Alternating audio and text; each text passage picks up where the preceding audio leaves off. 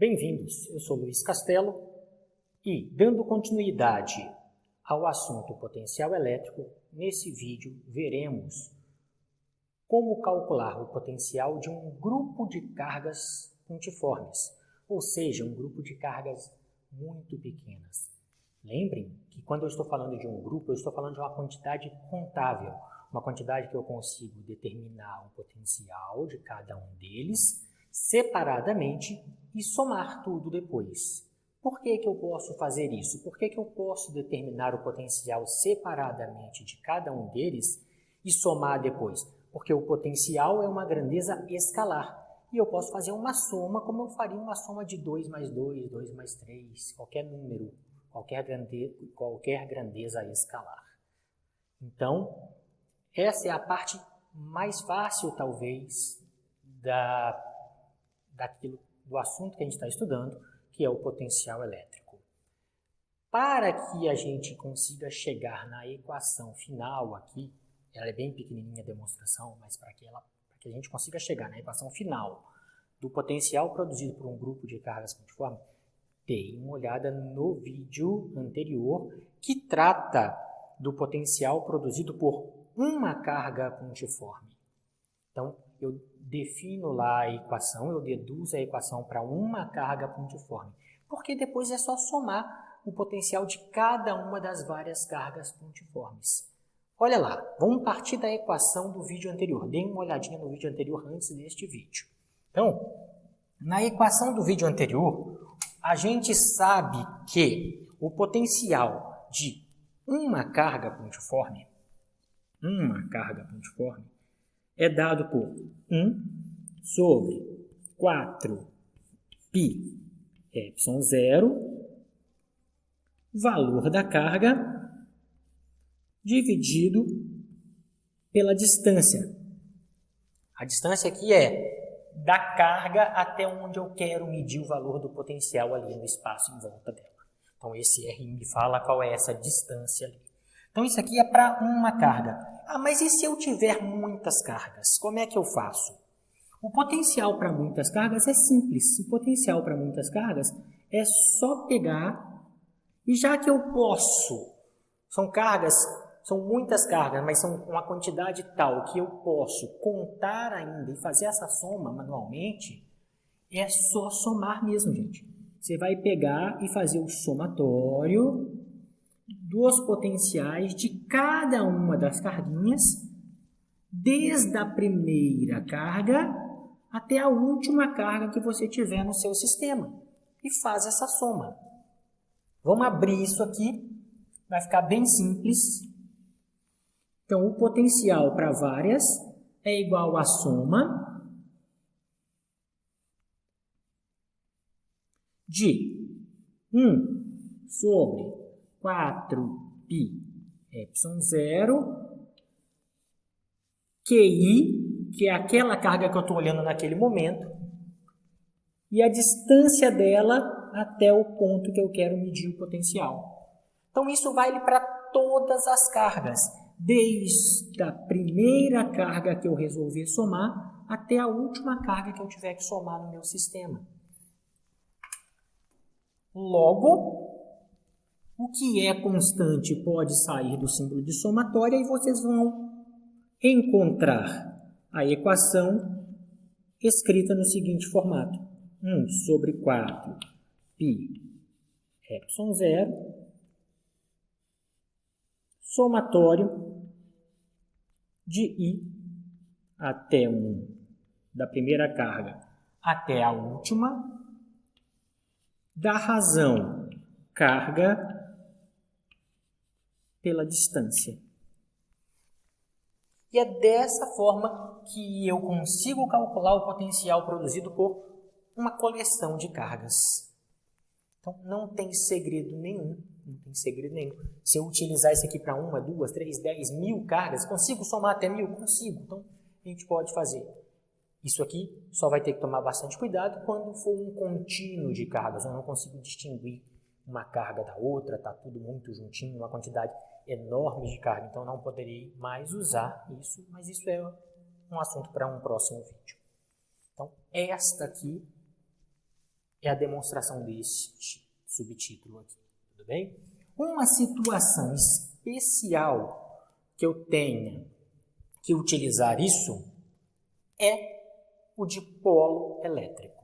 Então, o que a gente vai fazer agora? A gente vai apagar o quadro aqui, vai ter um cortezinho, nós vamos apagar o quadro e vai deduzir a equação para o potencial produzido por um dipolo elétrico, tá? Em um ponto fora do eixo do dipolo. Então, a gente vai fazer aqui agora a pausa para poder apagar o quadro. Bem, apagamos o quadro e já colocamos o diagrama que representa o meu dipolo elétrico. Dipolo elétrico, lembrem, são duas cargas de sinal contrário, mesmo módulo, sinal contrário, separados. Desculpa. Um dipolo elétrico é duas cargas de sinal opostos separado por uma distância d. Nós estamos interessados em calcular o potencial elétrico no ponto P a uma distância r do centro do dipolo. Notem aqui que, na minha representação inicial, a distância da carga positiva até o ponto P nós chamamos de R+, e a distância da carga negativa até o ponto P nós chamamos de R-. A distância do centro do dipolo até a carga P forma um ângulo θ com o eixo do dipolo. Então, nós vamos ter que chegar numa equação que me permita levar em conta as cargas, a distância R, para encontrar o potencial aqui, neste ponto P. Tá? Gente, não é difícil. Já que a gente está dando seguimento aqui, é um caso especial para a situação de soma de cargas pontiforme, ou seja, soma dos potenciais de cargas pontiforme, nós só temos que somar duas. Daqui até aqui e daqui até aqui. E a princípio, acabaria com a minha equação. A gente vai trabalhar um pouco mais ela, mas vamos com calma aqui. O que eu tenho que fazer aqui? Eu tenho que calcular o potencial da carga positiva até chegar no ponto P. Daqui até aqui. O potencial dela é 1 sobre 4π ε0, está aqui. Carga positiva, chamar só de Q, sobre R+. Pronto, nada mais do que isso. Se eu calcular agora o potencial da carga negativa para cá, não vai ter muita diferença. Então, o potencial da carga negativa lá no ponto P, estamos chamando de V-, vale 1 sobre 4π ε0 menos Q sobre R-. E agora? E agora eu quero saber qual que é o potencial total aqui. O potencial total é só somar os dois potenciais. Então, o potencial total é somar isto com isto. Se vocês notarem, esse termo é igual para os dois.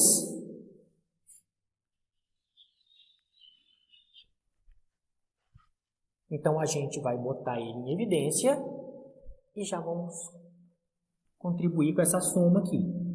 Vai ficar assim, 1 sobre 4π ε0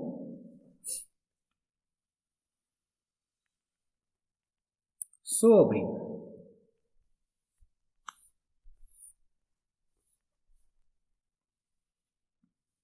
QR menos QR-.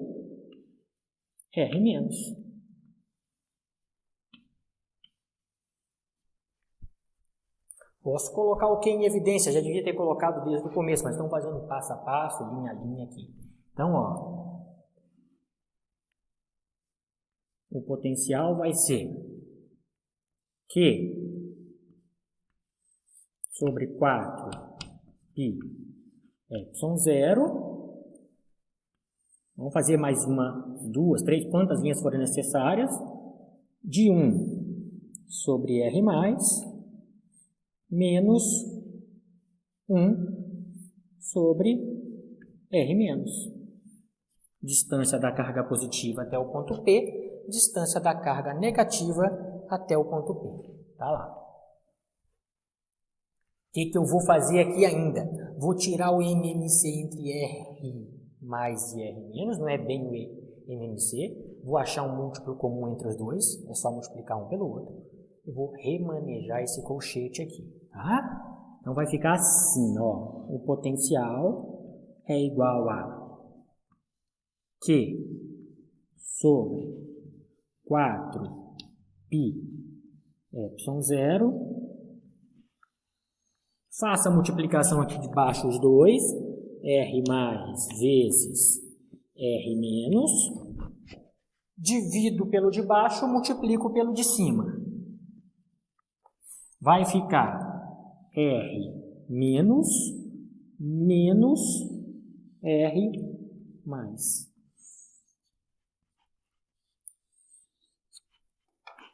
E este é o potencial produzido por um dipolo elétrico a uma distância R. Ah, não é não. Por quê? Porque não apareceu o R. Mas se eu quiser uma forma mais concreta, mais precisa para determinar o dipolo, eu quero saber qual é o dipolo produzido por essas duas cargas nesse ponto, não em relação ao centro. O que acontece é o seguinte. Aqui. A grande maioria dos dipolos naturais, essa distância é muito pequena. São dipolos dados por moléculas, tipo a molécula de água. A molécula de água tem uma parte mais positiva e uma parte mais negativa. Imagina a distância entre essas duas partes aqui. Essa distância é muito pequena. Então vamos para esse caso especial ali na outra parte do quadro e vamos ver o que acontece se eu estiver trabalhando com um dipolo em que essas distâncias aqui, ó, essa distância daqui até aqui, esse D, é minúsculo, é muito pequeno. Isso aqui, então, serve para moléculas. E se serve para moléculas, é do nosso interesse. Vamos lá. Se D é muito pequeno,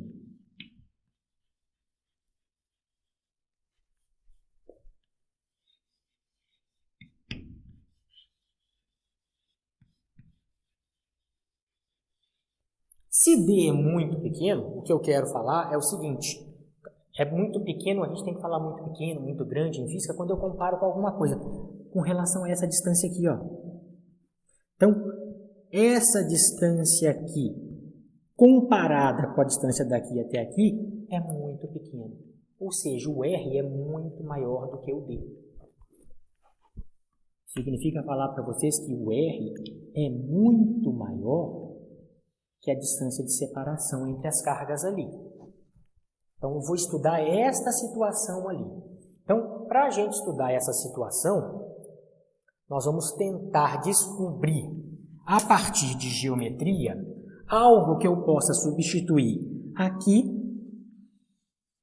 e algo que eu possa substituir aqui. Se eu descobrir quem eu posso substituir aqui e aqui naquela situação, devido a esta geometria, meu problema está resolvido. A questão é a gente conseguir observar e entender este próximo passo. Vamos lá. Olha o que eu vou falar aqui para vocês e é muito importante. Essa distância daqui aqui é muito pequena comparado com essa distância daqui aqui. Significa que essa distância daqui aqui é infinita se eu comparar com essa distância aqui. Gente, é infinita. Tudo bem? Então, a primeira coisa que eu quero que vocês vejam é que esse R aqui é muito grande comparado com isso. Isso é infinito. Guarda aí essa informação que daqui a pouco a gente vai utilizar ela. Antes de utilizar ela, vamos fazer o seguinte. Ó, vou traçar uma linha auxiliar aqui pontilhada para me auxiliar, para me ajudar a resolver meu problema. Ó. Fiz ela saindo da carga positiva até a linha da carga negativa aqui embaixo, formando 90 graus aqui. Gente, daqui a aqui tem R+. Daqui até aqui tem R-. Quanto vale isso aqui, ó? É o R- menos esse pedaço. Desculpa, quanto que vale esse pedaço? É isso que eu quero saber. É o R- todo menos essa parte aqui, ó. Dá direitinho. Então, este pedaço aqui meu é o R- menos o R+. Opa! Então, é isso aqui? É isso aqui. Vamos ver ainda na geometria quem é isso aqui. Então, olha aqui. O que eu tenho agora? Este cara aqui forma um ângulo θ. E aqui eu estou afirmando para vocês agora que também é θ. Ah, mas não é não, professor. Não, não é se eu considerar esse negócio pequenininho. Mas se eu considerar isso aqui infinito em comparação com isso, esse negócio está tão longe que esta reta é paralela a esta reta. Professor, como assim paralela? Elas estão se encontrando. Opa! Então vamos lá por conceito lá que a gente sabe de paralela, assim. Uma coisinha que a gente sabe de paralela. Onde que duas paralelas se encontram? Duas paralelas se encontram no infinito. Opa, aqui é o infinito. Ah, professor, esse conceito é meio forçado, não é? Não, não é não. Pega você, entra num carro, vai para uma estrada que tem aquela reta gigantesca. E olha a sua reta. Mas é uma reta. Olha os dois meio-fios, as duas calçadas ali da estrada, as duas bordas da estrada, as faixas brancas, como queiram. E olha o que acontece com essa faixa branca se essa reta for gigantesca, se essa reta for, teoricamente, infinito perto do tamanho do seu carro. Você vai ver essa faixa branca fazendo isso, ó, até se encontrar lá na frente. Então, quando eu posso considerar essa distância muito grande, eu posso considerar essas duas retas sendo paralelas. Então, este ângulo vai ser igual a esse, que vai ser igual a esse, já que eles são paralelos. Tá? Então, vamos lá. Eu tenho aqui, se vocês notarem, eu tenho aqui um triângulo retângulo formado por Q+, por este ponto aqui que eu fiz agora, Q-. Então, ó, aqui tem um triângulo retângulo. De triângulo retângulo, a gente pode tirar relações trigonométricas que vai ser útil para a gente trabalhar o lado de lá. Olha aqui, este lado é o cateto, este lado é a hipotenusa, está oposto ao ângulo reto, e este lado, R- menos R+, é o cateto adjacente ao ângulo θ. Cateto adjacente eu calculo o cosseno. Então, ó, cosseno de θ é igual a cateto adjacente sobre a hipotenusa, cosseno de θ é igual a cateto adjacente, é isso que eu quero saber, ó, R- menos R+, sobre a hipotenusa. A hipotenusa é D, do outro lado lá do ângulo reto. Então, R menos R+, é um número muito pequeno, já que esse D é pequeno. Vai ser um número menor ainda, porque vai ser D cosseno do ângulo.